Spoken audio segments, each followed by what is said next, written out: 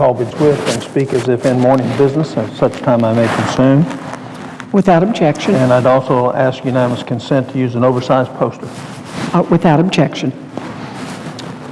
There's been a lot made of the sequester and the things that may or may not happen associated with it. Having spent the last 8 years looking at the federal government, I wrote the Secretary of Agriculture a letter this week outlining some things that they could do that would not put in jeopardy food inspection and other things. In my 8 years of looking at the Department of Agriculture, there's extensive waste and duplication. The GAO has confirmed that. And those things should be cut first and eliminated and consolidated before staffs that are in critical positions are furloughed. The USDA currently employs 120,000 employees, and they have over 16,000 offices. I mean, just thinking about 16,000 offices ought to give us a pause. Why would any agency, no matter what their requirements are, need that number of offices? The agency notes on their website, if they were a private company, they would be the 6th largest private company in America. That's how big the USDA is and how effusive. Today, there's one USDA employee for every 8 farmers. One USDA employee for every 8 or people employed in the farm area. Or overall, one USDA employee for every 18 farms, primary or otherwise. So weekend farmers have a USDA employee, and regular farmers, people who are primary business, there's an employee for every 8 of them. At the end of 2012, USDA was sitting on $12 billion in unobligated federal balances.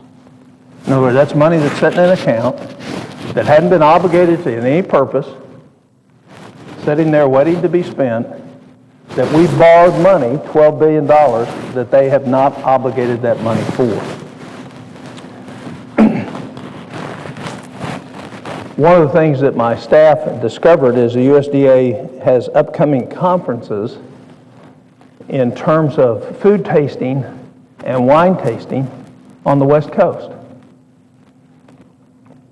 Now, in normal times, there wouldn't be anything wrong with federal employees traveling to the West Coast to both encourage and assess where we are in terms of some of our agricultural production.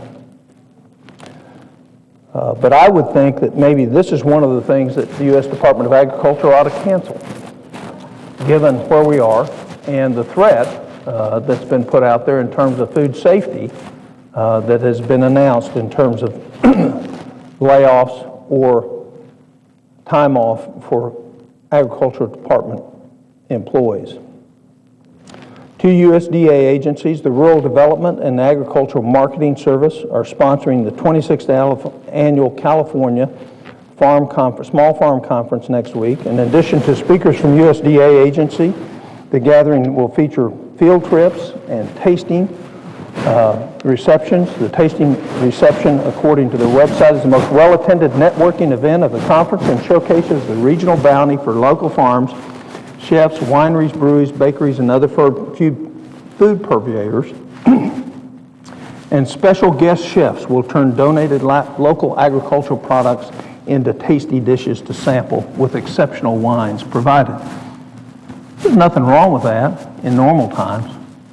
There's plenty wrong with sending multiple employees to these types of conferences when we find ourselves in the position that we find ourselves in today. These conferences, I'm sure, are fun, interesting, even educational getaways for USDA employees, but food inspecting rather than food tasting should be USDA's priority at this time.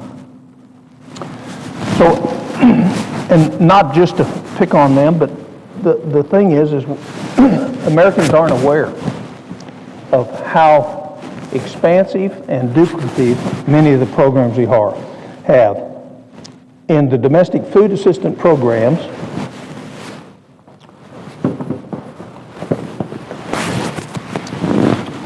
just inside This is what GAO shows us that we have running. 18 federal different programs across 3 departments that spend $60 billion a year on this program. According to GAO, the availability of multiple programs with similar benefits helps ensure that those in need have access to nutritious food, but can also does increase the administrative cost of these programs. So while our goal is great, the fact that we have this many programs doing essentially similar things with similar overheads, GAO's recommendation was to do consolidation. 15 of these programs are run by the Department of Agriculture, ranging from SNAP programs, the Fresh Fruit and Vegetable Program, and a Special Milk Program. According to GAO, the effectiveness of 11 of these 18 programs is suspect. And the reason it's suspect is nobody's done any oversight. No member of Congress has done an oversight on it. Not the Budget Committee, not the Appropriation Committee, or the Agricultural Committee. We also have, inside the USDA,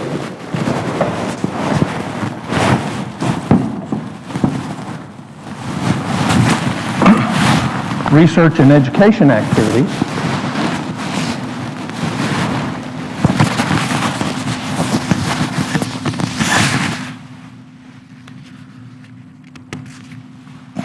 Within the rural development programs that duplicate predominantly existing programs of almost every other agency in the federal government. Let me say that again. Almost every one of these programs are duplicated in another agency of the federal government. In other words, we're layering on. They both have the same goals, the same hoped-for outcomes, one run by one agency. Here's the ones that are run just by USDA. According to GAO, the Rural Development Program administers 40 housing programs, business, community infrastructure and facility program, as well as energy, healthcare, telecom programs, most of which duplicate the initiatives of other agencies, yet under the guise of serving exclusively rural citizens. Rural populations are not excluded from the other programs, which are run with the same purpose that serve the general population. According to the Congressional Research Service, more than 88 programs administered by 16 different federal agencies do the exact same thing that these programs do. So we have 88 other programs from 16 other federal agencies that are targeting rural economic development and needs. It's not hard to see why we're in trouble. And yet, the GAO has done the work we've asked them to do. The appropriate committees have not addressed any of these issues. They've not offered any amendments or bills to reduce the consolidation or at least look at the outcomes and the cost-benefit ratio of having multiple layers of programs doing the same thing. Let me just give you some questionable expenditures just that we've seen in the last year. $54 million loan to build a casino.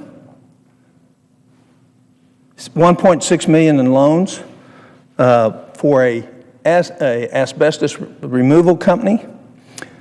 Created hundreds of jobs in Guatemala and eventually went out of business and defaulted on the loan. $2.5 million low-interest loans to the Birthplace of Country Music Association for construction of its Smithsonian-style Cultural Heritage Center. A Tennessee county spent $10,000 in federal rural development grant to just upgrade its tourism website. $12,500 went to Milk and Honey Soap LLC for marketing its soaps and lotions made from goat milk and beeswax. I mean, these are private businesses. And we're taking taxpayer money, or we're borrowing the money, and we're subsidizing private individual businesses with grants. We also have, within the USDA research and education activities, the National Institute of Food and Agriculture spent $706 million last year on research and education activities through more than 45 different programs. Meanwhile, their Agricultural Research Service has a budget of $1.1 billion annually and is home to additional 8 federal research and educational activity programs. So what we have is layer after layer after layer, most of them well-intentioned, not denying that some of these are significant roles for the federal government, but Congress is the problem because we haven't addressed any of the recommendations that the Government Accountability Office has given us in the 2 reports thus far and the final report that will come out this year on overlap and duplication. Finally, I'd like to talk about the USDA's market access program. At the request of Congress, the United States Department of Agriculture has spent more than $2 billion on the market access program, which has directly subsidized the advertising of some of the most profitable companies and trade associations doing business overseas. So we're subsidizing companies like Welch's, Sunkist, Blue Diamond, combined sales of greater than $2 billion a year, and we gave them $6 million last year to advertise their products. Now, it's one thing to promote exports, but we don't do that with every other business in America. Not every business that has $2 billion in sales gets $6 million of federal taxpayers' money to promote their products overseas. So we have this disparity. I don't know if this is good policy or bad policy. What I do know is it's indiscriminate in terms of, it's discriminatory in terms of how we treat one group of businesses versus another group of business. Also receiving money from taxpayers for private overseas advertising are trade groups like Tyson Foods, Purina, Georgia Pacific, Jack Daniels, Hershey's. The California wine industry has domestic sales of $18 billion a year. They took in $7 million to promote their products overseas. The Cotton Council, on behalf of the American, received $20 million from Market Access Program and another $4.7 million from USDA Market Development Program. So I come to the floor so that the American people can see is we've got plenty of ways to save money. What we have is an intransigence in Congress to do the hard work, and also an intransigence by the administration to recognize the need to lead on eliminating these areas of duplication. Last week on the floor, I put a letter into the record from the mayor of McAlester, Oklahoma. The president pro tem at the present time is a native of Oklahoma, and she knows that town. And he had a budget shortfall. And he outlined the steps that he went through with the help of the city manager to meet that. And they did it in a way that we would all be proud of. And he gave us an example. Today I want to submit for the record a letter from the mayor of Los Angeles County Board of Supervisors in terms of what they've done. And this is a letter I received in 2011 when we started raising the issue of duplication and making tough choices so that we continue to provide benefits, we continue to create and support a safety net for those that are truly dependent on it, but we don't waste money that we don't have spending on things that we don't absolutely need. And I would put forward, when we have the multitude of programs and the overlap, we as members of Congress don't have an excuse for not fixing that. Because the things that are critical in people's lives eventually are going to suffer. Every dollar that we spend on low priority duplication, every dollar that we spend that doesn't have a metric to say it's doing what it should be doing, is eventually going to be a dollar that's not there to support a food stamp recipient or a Medicaid recipient, or housing for the indigent, or care for the homeless, or implementing justice grant programs for policing and tribal courts. So it's not a matter of just solving the duplication problem, it's a matter of the arithmetic that's going to hit our country, and that by delaying the time at which we decide that we're going to address this multitude, which is now 1,400 programs through the first 2 years of reports from GAO, and $367 billion of expenditures. And that doesn't count the other $800 billion that goes out of the federal government every year for grants that also address some of these same issues. So the time is now. Sequester gives us a good time to start looking at priorities. And one of the things I'm thankful for is we have tremendous federal employees. We're starting to hear them speak up now on what can be cut, what is wasteful. They now feel the freedom to not be criticized because they're going to take a critical eye of the way American taxpayer dollars are being spent in their own agency. And we're starting to hear from them. Here's things we're doing we shouldn't be doing. Here's things that are not a priority. Rather than lay off a meat inspector, maybe we ought to do this. Cut this, not that. You know, we ought to cut out wine tastings for federal employees and keep the meat inspectors employed. There's no reason we need to furlough the first. With the waste in the Department of Agriculture, there's no reason that the first significant program, any significant program in the Department of Agriculture, ought to suffer a furlough or a layoff. There's no reason for it, because there's billions of dollars there that are not wisely spent, well-intended, not questioning motives, but poorly spent with poor return.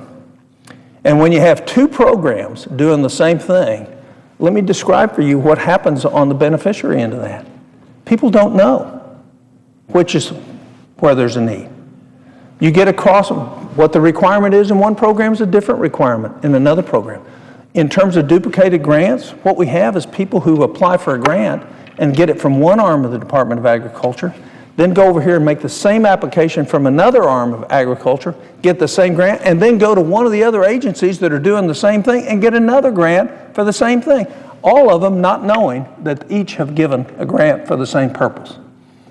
So it's just not good business practices, it's not good management, and it's not good stewardship for the future of our country. So I'd ask my colleagues to think about the great work that the Government Accountability Office has done. They've done great work for us, and we failed to act on it. And it's time we start acting. Come April 1st, we'll see the final report from the GAO, where they now, over 4 years, will have looked at every program in the federal government. And they're going to be able to give us a list. And I've come out here with my big charts and shown what the list of duplications are. We're going to have 3 or 4 more charts that they're going to say the same thing. Think about how discouraging it is for the people at GAO who do all this hard work. Think about how discouraging it is for the people who are trying to meet the needs in the individual agencies to know that we're actually duplicating things with poor results. We are not meeting our requirements under our oath.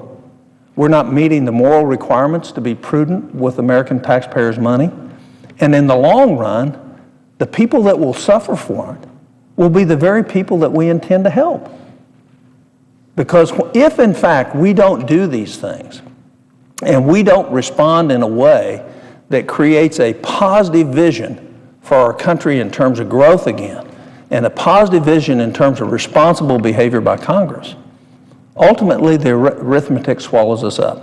And I'll close with this.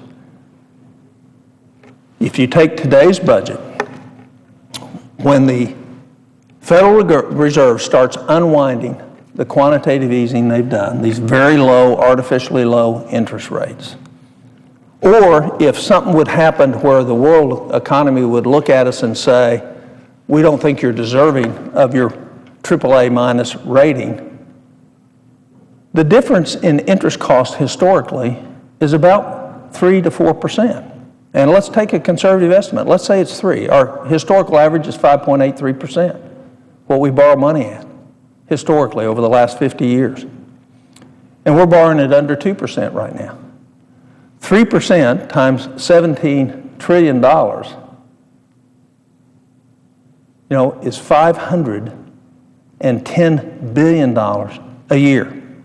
And we all lose when that happens. And how do we lose? Because the dollars we're going to be spending on that additional interest cost is a dollar that isn't going to help somebody that's homeless. It's a dollar that's not going to provide food that needs to be provided for those that are depending on us. It's a dollar that's not going to go to match the FMAP for Medicaid. And consequently, the cuts that we will make then will be much harsher than the cuts if we decide to do it proactively now. And you don't have to have a partisan disagreement about the goal of a program, but certainly we should be able to come together saying we don't want to duplicate things. We want to have good outcomes. We want to put metrics on it to measure to see if it's working. There can't be any disagreement on that. That's just plain good old common horse sense. And yet, no action on anything in 3.5 years. On any of these recommendations by the Government Accountability. Now, the administration has paid attention. I'll give them credit. In a lot of areas where they've seen this, they've done what they can do, but we have not. I don't want to be the heritage of my time in the Senate is when we were the Congresses that failed to meet the challenge. I believe our country can cheat history. If you look at history, it's not great for republics. They've all failed. But we have the opportunity to cheat history. And the way we do it is by getting off our rears and started doing the job that we were sent up here to do, which is oversight and legislate the elimination of waste, abuse, and duplication. And we can do that. But it requires leadership. It requires leadership on the part of Senator Reid, on the part of Senator McConnell, every committee chair, every ranking member. It requires leadership that we're going to do that. And I'm proud to say that Tom Carper, chairman of the Homeland Security, we have a plan to oversight all of Homeland Security over the next 4 years, the whole thing, and the rest of the government as well, because we don't really believe that the rest of the committees are going to do it. So we're building our staffs to oversight, to grab this information, to make cogent recommendations and legislation where we can that will actually address these problems. We're way past the starting point of when we should have begun, but it's not too late. But it requires us to make a decision. Are we more interested in the parochial benefits of allowing continuing programs that are not effective or duplicative to continue to run because we won't get any blowback? Or are we courageous enough to say we're going to do the right thing for the right reasons for the long-term well-being of our country? I believe that's the feeling of most of the members of the Senate. I just think we needed the leadership to call us to act. With that, I yield the floor and notice the absence of quorum. The clerk will call the roll.